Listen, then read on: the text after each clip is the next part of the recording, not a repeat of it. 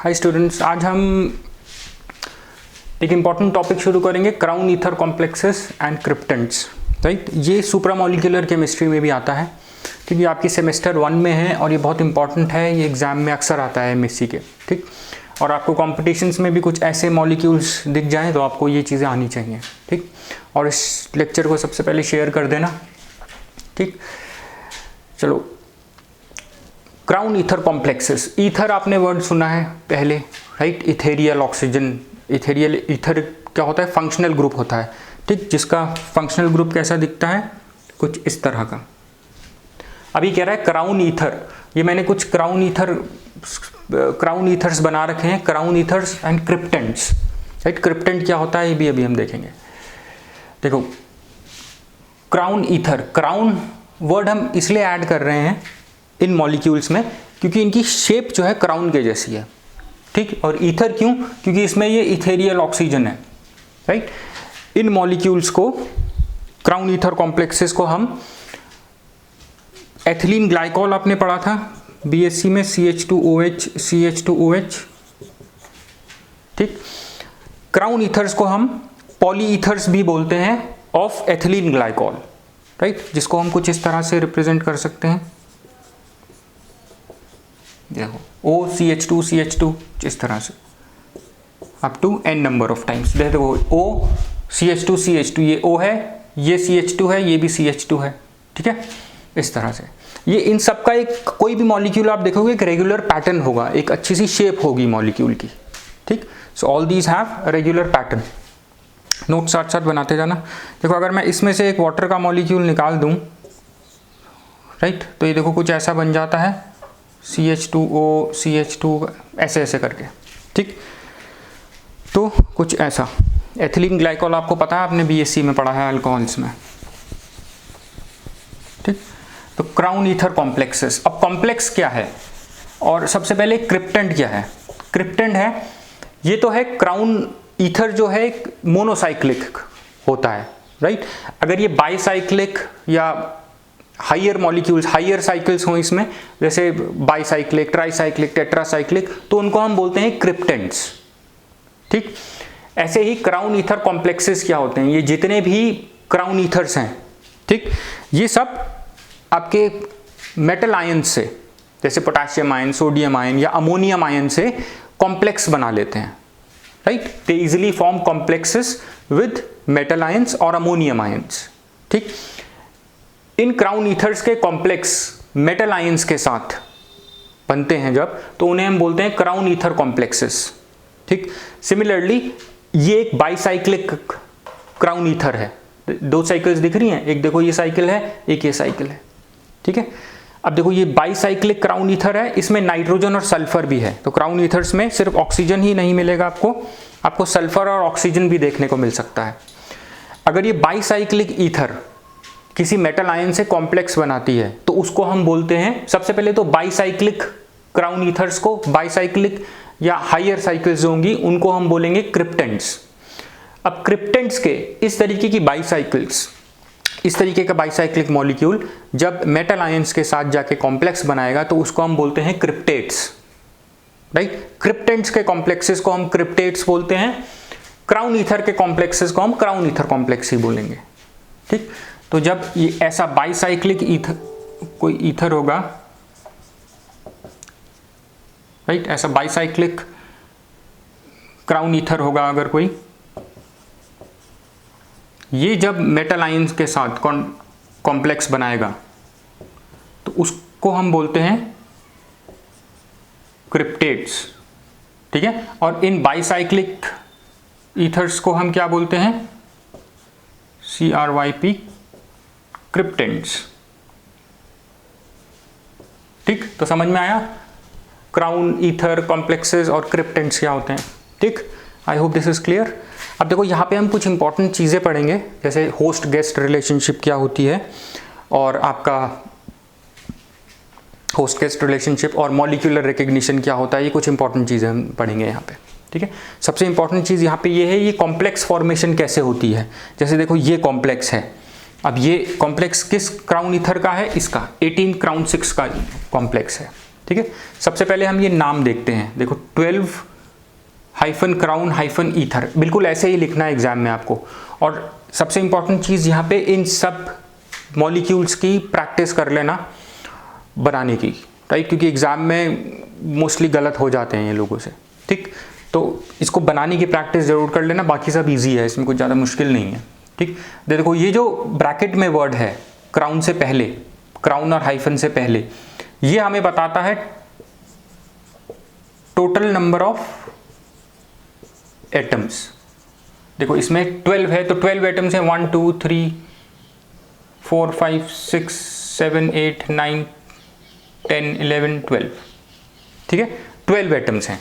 और क्राउन के बाद, क्राउन हाइफन के बाद जो नंबर है ये हमें नंबर ऑफ ऑक्सीजन एटम्स बताता है। इसमें 4 हैं तो 1 2 3 4, सो 12 क्राउन 4, इसका मतलब है टोटल नंबर ऑफ एटम्स 12 हैं, जिसमें से 4 एटम्स ऑक्सीजन के हैं, ठीक है। इससे ऐसे ही है 15 क्राउन 5, हाइफन भी लगाना है अपने एग्जाम में, ऐसे ही लिखना है। 15 का मतलब टोटल नंबर ऑफ एटम्स 15, 5 का मतलब 5 oxygen atoms. 18 crown 6, that means 18 total number of atoms, 6 oxygen atom, 1 2 3 4 5 6, ठीक। I hope this is clear, ठीक। ये इनकी नेमिंग कन्वेंशन है। अब देखो बेसिकली ये होते क्या है crown ethers, these are basically ये होते क्या हैं, दीज आर मैक्रोसाइकिल्स।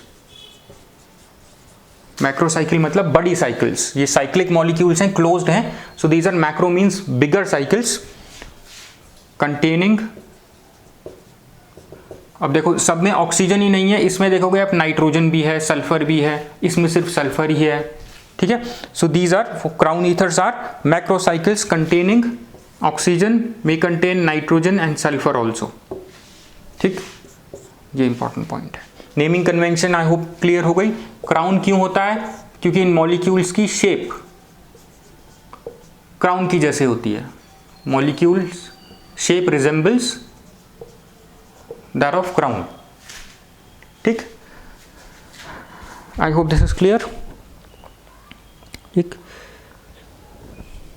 अब देखो ये जितने भी आपको मैक्रोसाइकिल्स दिख रही हैं, जितने भी क्राउन ईथर्स हैं, चाहे क्रिप्टेंट है, बाइसाइक्लिक क्राउन ईथर है, चाहे, all these have special property of forming complexes with positive ions और ammonium ion, right.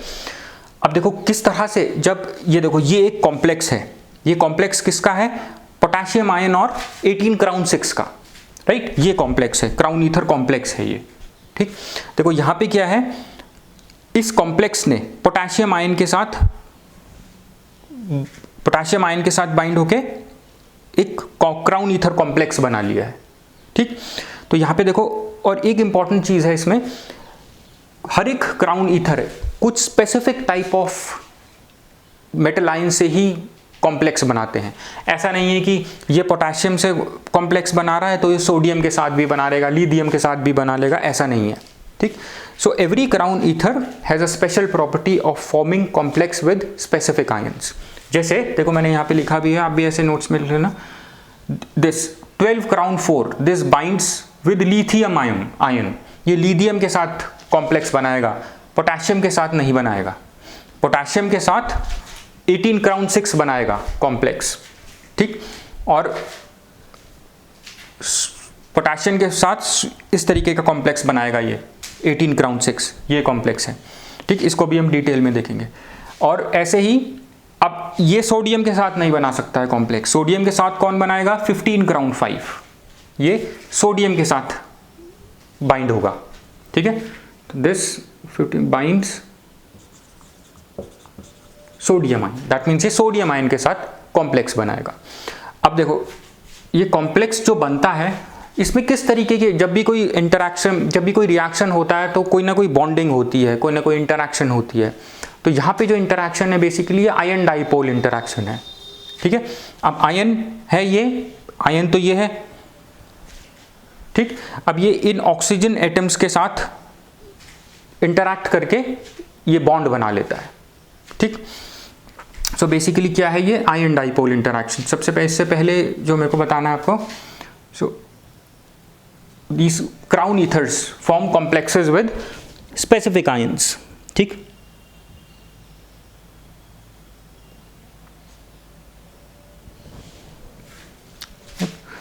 Crown ethers ऐसे ही लिखते हैं इसको, सी ईथर्स, मतलब क्राउन ईथर्स फॉर्म कॉम्प्लेक्सेस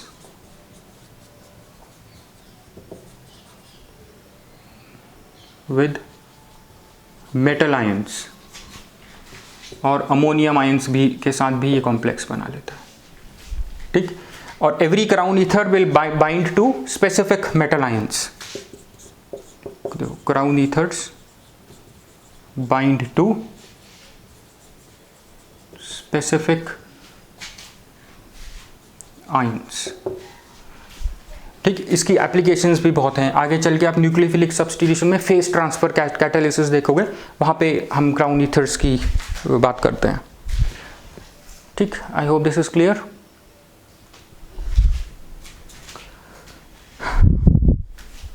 ठीक, अब देखो अगर monocyclic crown ether, sorry bicyclic crown ether अगर मेटल आयन के साथ कॉम्प्लेक्स बनाता है तो उसको हम क्या बोलते हैं, क्रिप्टेट्स, ठीक। ये चीज ध्यान में रखना।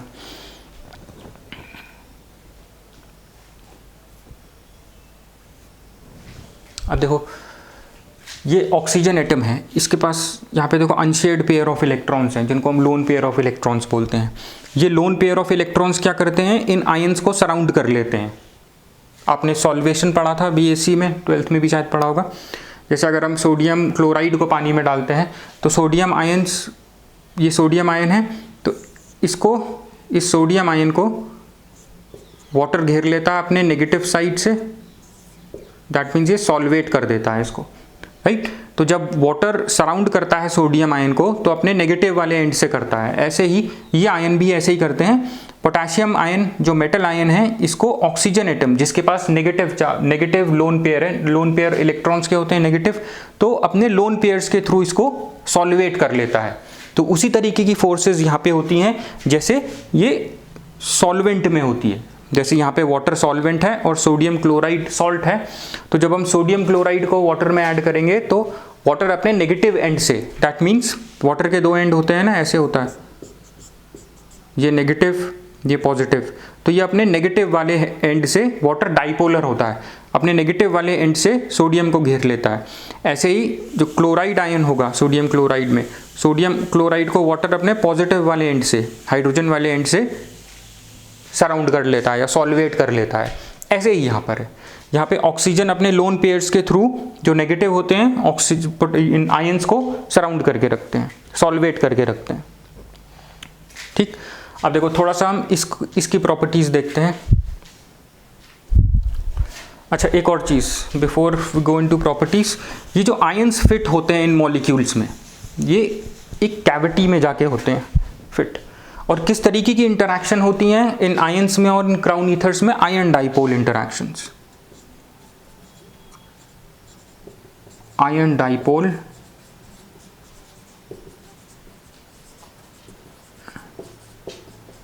interaction exist, right, between metal ions and your crown ether molecules. Ion dipole interactions भी होती हैं, आपको कहीं कहीं हाइड्रोजन बॉन्डिंग इंटरैक्शंस भी दिखेंगी, जितनी स्ट्रॉन्ग होंगी,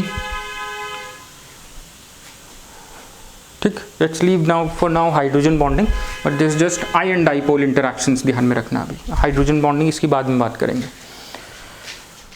ठीक। Ion dipole interactions. अब देखो ये जो मेटल आयन होता है ना, ये किसी भी मॉलिक्यूल के साथ, क्राउन ईथर के साथ कॉम्प्लेक्स बनाएगा तो ये इसकी कैविटी में जाके फिट हो जाता है डिपेंडिंग ऑन इट्स साइज। इसीलिए हर एक मेटल आयन हर एक क्राउन ईथर के साथ कॉम्प्लेक्स नहीं बनाएगा, क्योंकि ये मेटल आयन की और उस कैविटी की साइज पे डिपेंड करता है, ठीक। तो यहाँ पे हम लिखेंगे that metal ions gets fit into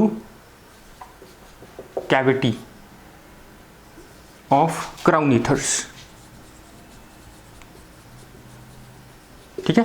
So depending on size of these metal ions they fit, depending on the size of the metal ions वो ये इस कैविटी में फिट हो जाते हैं। ऐसे यहाँ पे भी इसकी सेंटर में कैविटी होगी, यहाँ पे भी फिट एक कैविटी होगी। तो ये जो है ये सोडियम आयन, क्योंकि हमें पता है आयंस के भी साइज होते हैं, राइट, छोटी क्लासेस से आप पढ़ते आ रहे हैं। तो ये depending on it's size of the cavity इसमें सोडियम फिट हो जाएगा, इसमें लिथियम फिट हो जाएगा, ठीक है, इस तरह से इसमें पोटेशियम फिट हो जाएगा, ठीक। तो यहाँ पे देखो ये जो मॉलिक्यूल है, ये जो पोटेशियम आयन है, ये क्राउन ईथर में जाके फिट हो रहा है। तो इसको पोटेशियम आयन कहाँ जा रहा है? क्राउन ईथर की तरफ जा रहा है। होस्ट कौन कर रहा है पोटेशियम आयन को? होस्ट कौन कर रहा है? Crown ether. तो ये एक होस्ट गेस्ट रिलेशनशिप होती है, ठीक है। दिस इज योर, ये इंपॉर्टेंट है, ये सुप्रामोलिक्यूलर में इंपॉर्टेंट चीज है, host guest relationship and molecular recognition. Host guest relationship जहां पे आपका crown ether is host and metal ion is guest, ठीक। Your metal ion is guest. देखो ये एक इंपॉर्टेंट एप्लीकेशन आप इसकी पढ़ोगे न्यूक्लियोफिलिक सब्स्टिट्यूशन रिएक्शंस में, राइट। मैंने आपको भी थोड़ी देर पहले भी बताया था, तो वहाँ पे मैंने वो लेक्चर बना दिया है, फेस ट्रांसफर कैटालिसिस, वो देख लेना, आपके सेमेस्टर 1 में ही है। अब देखो एक और चीज़ है, एक टर्म है यहाँ पे इसी से related, molecular recognition.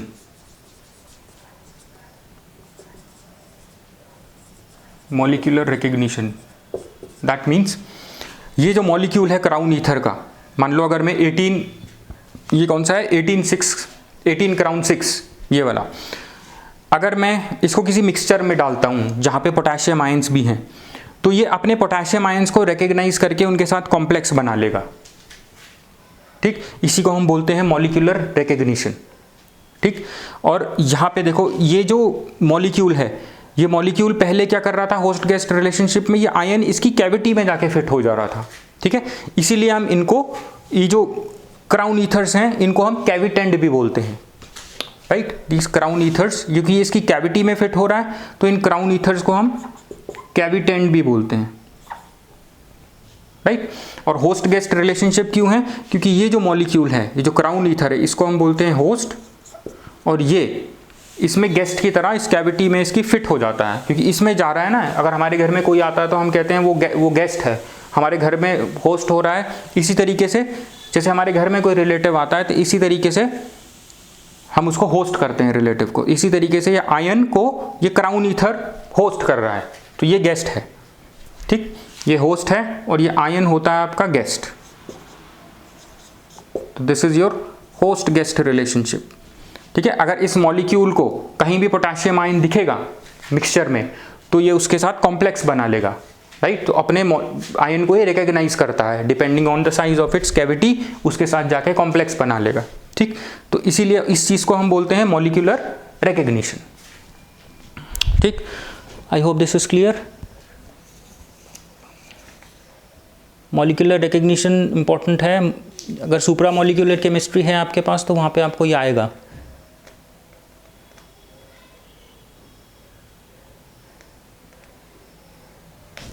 Right? So this host will enabling host to pull specific ions from the mixture. इसी को molecular recognition बोलते हैं, enabling host to pull specific ions from the mixture.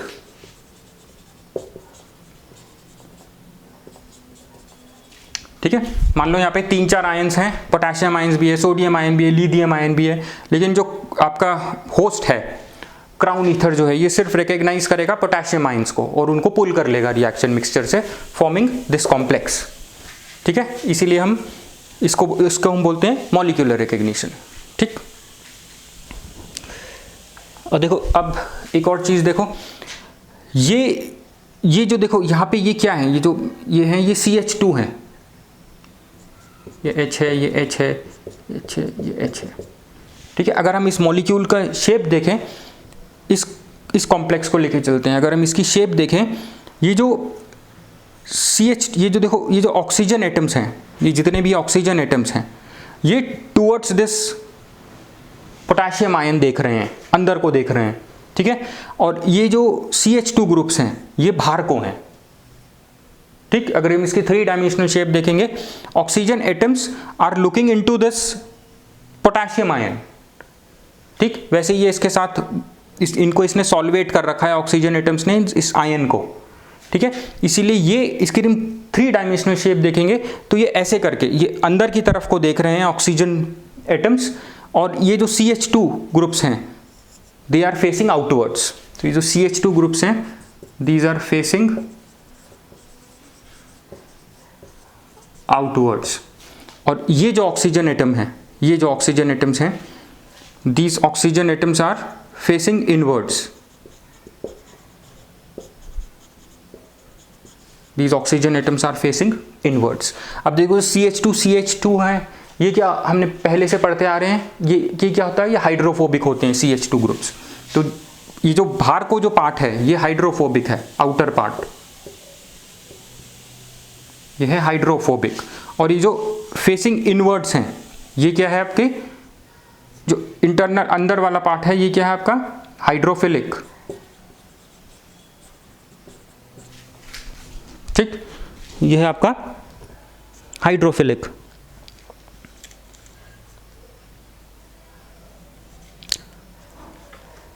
ठीक, I hope this is clear.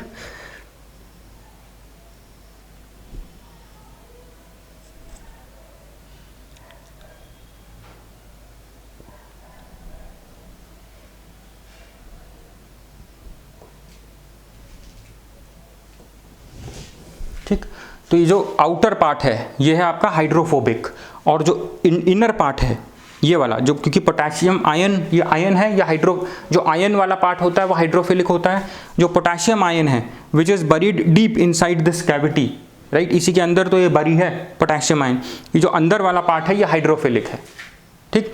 तो इस जो ये complex है ये पूरा है क्या, वैसे ये कैटायन है, क्योंकि पोटेशियम भी कैटायन, पॉजिटिव आयन कहाँ से आया, इस पोटेशियम से। तो ये जो कैटायन है आपका ये एक्चुअल में ये जो कैटायन है पूरा, इसके पास हाइड्रोफोबिक नेचर भी है, हाइड्रोफिलिक नेचर भी है, ठीक है। इसके पास हाइड्रोफोबिक नेचर है इसीलिए ये ऑर्गेनिक सॉल्वेंट्स में भी डिसॉल्व हो जाता है, ठीक। और इसके पास हाइड्रोफिलिक नेचर भी है, ठीक। और इसीलिए ये कोई आयन है, अगर एनायन है तो इसको डिसॉल्व कर देता है जाके, या किसी भी इनऑर्गेनिक कंपाउंड को ये ऑर्गेनिक सॉल्वेंट में सॉल्यूबल बना देता है, क्राउन ईथर, ठीक है। ये इंपॉर्टेंट पार्ट है इसका। So your crown ether complex has hydrophobic nature as well as hydrophilic nature, ठीक। ये चीज ध्यान में रखना।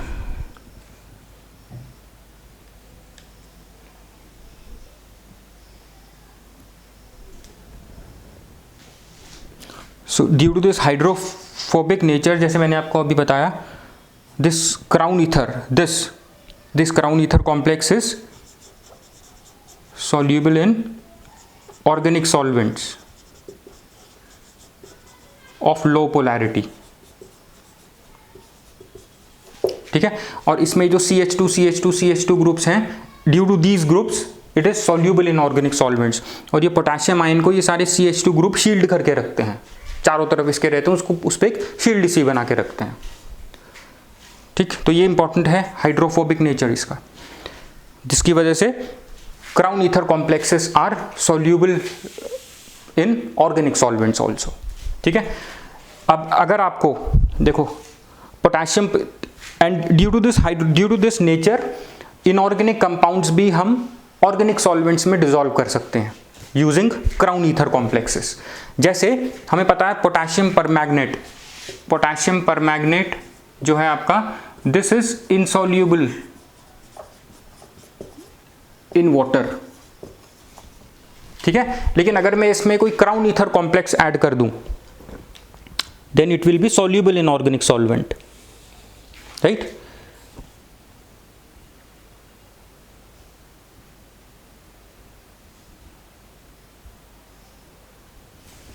ठीक है।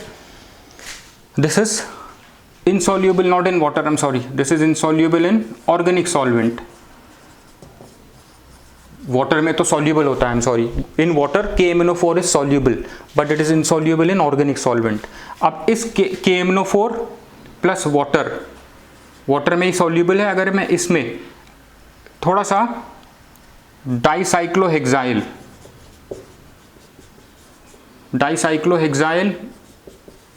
18 क्राउन 6 ऐड कर देता हूं तो हम KMnO4 को वाटर से ऑर्गेनिक सॉल्वेंट में ला सकते हैं। ठीक, ये चीज समझ में आई, ये इंपॉर्टेंट है। बस ये आपका क्राउन ईथर कॉम्प्लेक्स है। ठीक, क्राउन ईथर की प्रेजेंस में, क्राउन ईथर कॉम्प्लेक्स की प्रेजेंस में KMnO4 को हम वाटर से ऑर्गेनिक सॉल्वेंट में डिसॉल्व कर सकते हैं। ठीक, क्योंकि ये अपने साथ, ये अगर ये पॉजिटिव आयन है, पॉजिटिव कैटायन है, तो अपना इसका एनायन ऑर्गेनिक सॉल्वेंट में ले जाएगा। आयंस में जब ब्रेक हो जाता है तो कोई भी सॉल्ट सॉल्यूबल हो जाता है। ठीक है, फेज ट्रांसफर कैटालिसिस में मैंने ये बहुत अच्छे से समझाया है, आप वहां पे जाके इसको समझ सकते हैं। ठीक है, फेज ट्रांसफर कैटालिसिस में ये काम आता है ये। ठीक, अच्छा, कुछ क्राउन ईथर कॉम्प्लेक्सेस होते हैं जिनकी कैविटी जो होती है, shape of cavity is spherical, तो उस तरीके के क्राउन ईथर कॉम्प्लेक्सेस को हम बोलते हैं स्फेरेंड। आपको ऐसी आपको बुक्स में मिल जाएगा, उनको हम बोलते हैं स्फेरेंड, जिनकी कैविटी, जिसमें ये मेटल आयन जाके फिट होता है, स्फेरिकल कैविटी होती है। ठीक, अब देखो ये जो बाइसाइक्लिक मॉलिक्यूल्स होते हैं, राइट, ये जो बाइसाइक्लिक क्राउन ईथर्स हैं, ये ज़्यादा टाइटली होल्ड करते हैं मेटल आयंस को अपनी कैविटी में, compared to your monocyclic crown ethers.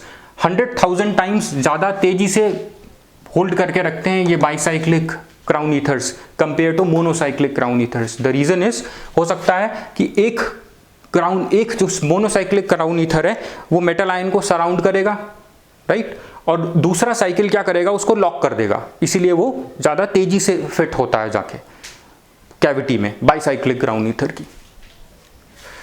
ठीक, अच्छा, इनका एप्लीकेशन क्राउन ईथर्स का इंपॉर्टेंट है एंजाइम्स में। ठीक, आप बायो ऑर्गेनिक केमिस्ट्री जब हम पढ़ेंगे तो वहाँ पे पढ़ेंगे जो हमारी एंजाइम, जैसे यहाँ पे देखो ये अपने स्पेसिफिक मेटल आयंस को रिकग्नाइज करती है।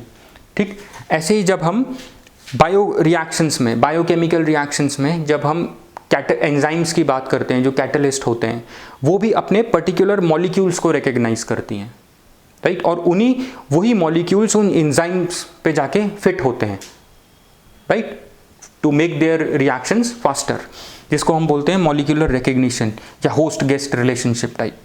ठीक, तो एंजाइम्स का भी कुछ ऐसा ही है जो आप आगे पढ़ोगे बायो ऑर्गेनिक केमिस्ट्री में। हम ये पढ़ेंगे एंजाइम्स recognize specific molecules। ठीक है, जैसे आपके क्राउन ईथर्स भी स्पेसिफिक आयंस को रिकग्नाइज करते हैं, ऐसे ही एंजाइम्स भी होती हैं। ठीक, सबसे इंपॉर्टेंट यूज जो हमने यहाँ पे पढ़ा है, आपका जो क्राउन ईथर्स हैं, they can dissolve inorganic compounds in organic solvents. ठीक, I hope this is clear.